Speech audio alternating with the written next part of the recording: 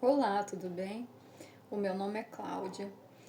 Eu tô fazendo esse vídeo, mais um vídeo, né, para falar sobre o narcisismo, o transtorno de personalidade narcisismo, que tanto se fala hoje em dia, né? Mas as pessoas costumam associar o narcisista, a pessoa narcisista, como um narcisista grandioso, que é sempre aquela pessoa que tem um tipo mais arrogante, que sabe tudo, que é o dono da verdade. E no meu caso, não. A pessoa com quem eu tive uma relação era uma pessoa narcisista do tipo oculto ou vulnerável. E o padrão dele é muito diferente, né? Do narcisista grandioso. Em alguns pontos, né? Porque no ponto que ele mente muito, que ele é muito promíscuo, isso não, isso é igual. Mas assim, o modus operandi, né? Ele parece sempre uma pessoa muito quietinha, reservada, poucos amigos, parece uma pessoa introvertida, que foi no meu caso. Por isso eu tô fazendo esse vídeo, porque muita gente pode estar convivendo com um assim, né? Aparentemente é um bom moço, ajuda as pessoas, né? Bom pai, bom esposo, aparentemente. Por trás, ele faz um monte de coisa errada, né? O diabo. Por trás ele é o diabo. Na frente é um bom moço. Por trás, nos bastidores, né? Ele parece um diabo. Então, o começo do relacionamento com uma pessoa com transtorno de personalidade narcisista é muito rápido. Então, o nosso começo foi muito rápido, né? A pessoa me conheceu num dia, no dia seguinte ele já queria me ver de novo, e foi assim durante uns 3 meses. Ele queria me ver todo dia. E eu, muito nova, né? A gente se apaixona, né? A mulher se apaixona quando tá tendo atenção. E um dos pontos que eu acho importante falar é que a pessoa que tem esse transtorno, ela é como se fosse uma camaleoa. Então ela começa a imitar os teus gostos. Por exemplo, quando eu conheci ele, eu ia numa igreja evangélica. Ele não ia, mas ele começou a ir. Comprou roupa, começou a falar na casa dele que ele também era evangélico. Uma coisa estranha. E eu lembro que nas primeiras conversas que a gente teve ainda pela internet, ele perguntou o que eu fazia e eu disse que eu tinha feito um curso técnico, né, de informática, e eu gostava de fazer manutenção em computadores e estava aprendendo redes, essas coisas. E ele me falou que ele também estava fazendo, que ele estava aprendendo. Aí eu lembro que eu falei assim: ai, que legal, né? Olha, eu tenho uma prima que tá com um computador para fazer uma formatação. Você não quer pegar? Porque eu tô sem tempo. E ele me deu aquela enrolada básica, né? Ah, sim, tal. Mas depois, como a gente acabou ficando junto, eu vi que assim, do que ele falou que fazia, que formatava computador, ele não sabia nada. Porque nem assim, navegar basicamente no computador, ele mal usava. Ele tinha acabado de comprar um computador. E falou pra mim que já estava fazendo manutenção, né? Então eles parecem camaleões no começo. Depois, agora quando eu me separei, nos últimos tempos ele começou com uma história de pedalar, de comprar uma bike, de fazer pedalada. Antes disso ele teve a fase da academia. Ah, vamos treinar, vamos fazer musculação, sabe? Tem que observar, porque quando ele começa com um hobby diferente, é porque tem uma mulher diferente na área, né? E quando ainda estava comigo, né, que ele começou com esse negócio de querer andar de bicicleta, depois, quando eu descobri, eu fui ver, né, que ele estava andando de bicicleta lá com a amante dele. Enfim, mas assim, tem mulher que não percebe, né, que a pessoa muda de uma hora para outra. Outro ponto, depois que essa fase onde ele começa a te ver, né, no começo do relacionamento, que ele é muito presente, ele dá muita atenção, ele manda mensagem, ele quer te ver todo dia. A partir do momento que ele te conquista, as coisas vão mudando lentamente, tá? Parece que você era Deus no céu e você na terra. A partir do momento que nós fomos morar juntos, as coisas começaram a mudar. Mas assim, não é de uma hora para outra, é gradualmente. Até chegar num ponto, até que chegou num ponto, né? Que eu lembro que eu falava muito para ele: você parece um hóspede dentro de casa, né? Ele trabalhava, tudo bem, mas chegava dentro de casa, era só videogame, celular. E me procurava na hora de dormir, né? Na hora que eu já estava exausta de trabalhar o dia todo, cuidar de filho.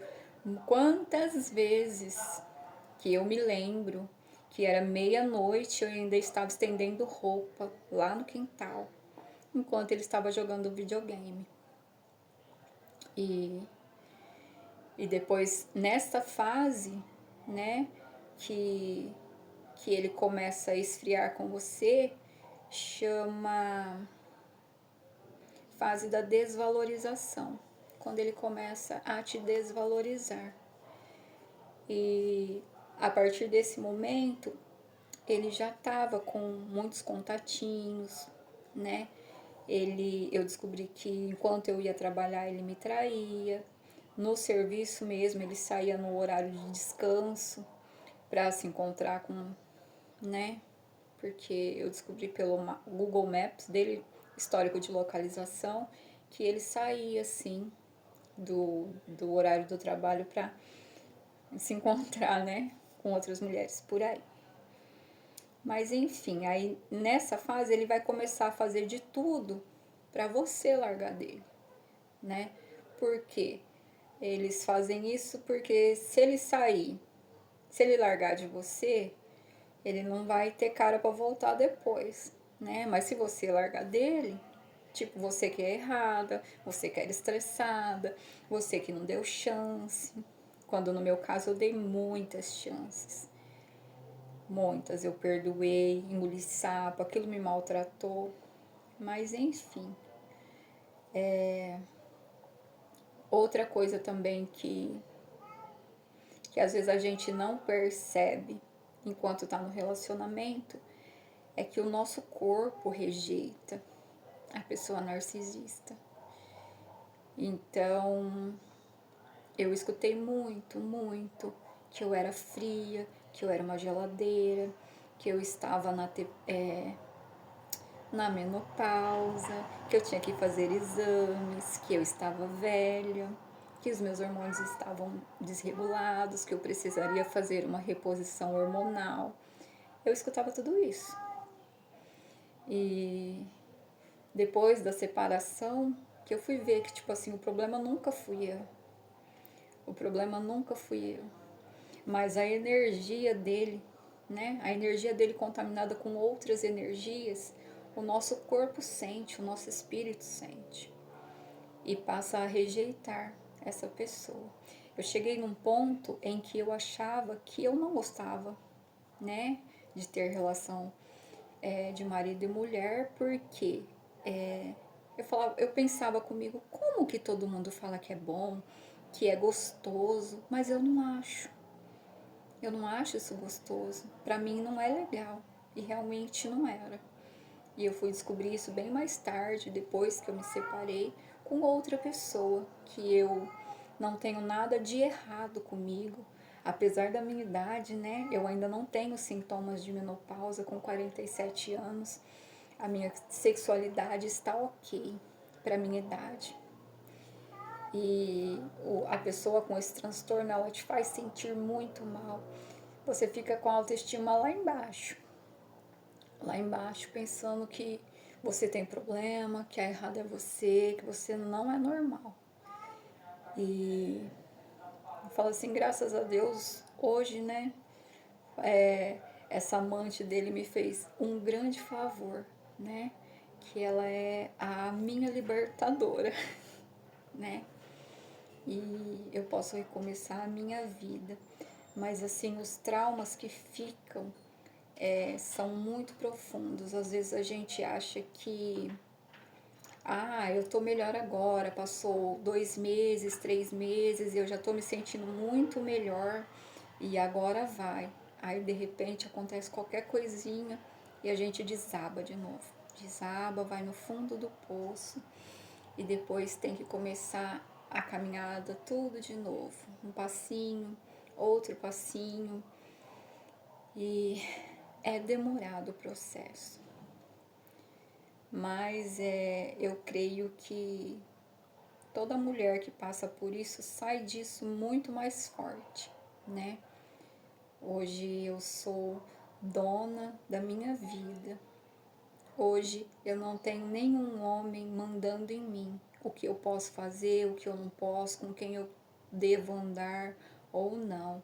Eu não tenho nenhum homem me oprimindo com ciúme, sem motivo, porque eu era muito oprimida por causa de ciúme. Se eu conversasse com qualquer homem, porque no meu trabalho eu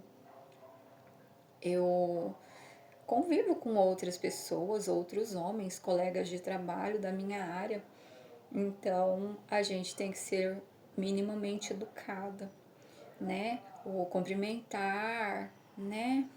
Às vezes eu preciso negociar com outros homens, mas tudo com muito respeito, como eu sempre tive. São 15 anos de profissão que eu estou nessa profissão na minha cidade. Então eu conheço muita gente e sempre respeitei, fui respeitada e vai continuar sendo assim. Mas não era isso, né, que a pessoa que estava do meu lado pensava de mim. Apesar de eu ter uma boa reputação, a pessoa vivia me acusando de coisas que eu não fazia. Isso também se chama inversão de culpa. A pessoa que tem esse transtorno, ela projeta em você tudo que ela faz. Então, se ela vive te acusando de traição, é porque ela faz isso. E ela acha que você pode fazer igual, né? Mas enfim, eu não queria ficar batendo nessa tecla, né? Mas às vezes vem uma coisa assim na cabeça e fala, você poderia dar esse toque, né? Nas pessoas, né? Que o narcisista, ele briga com você e a hora que você fica muito chateada ou chorando, ele deixa, ele não é aquele tipo de pessoa que vem, reconhece o erro e fala, se me perdoa, eu errei aqui ou não. Ele pode te ver a noite inteira chorando. Te ver não, né? Que eu me lembro quantas noites que eu passava chorando por causa de briga e discussão. E ele dormia de roncar. Fala assim, então ele gosta de te ver assim, desse jeito, né? Abalado emocionalmente, ele gosta, ele sente prazer.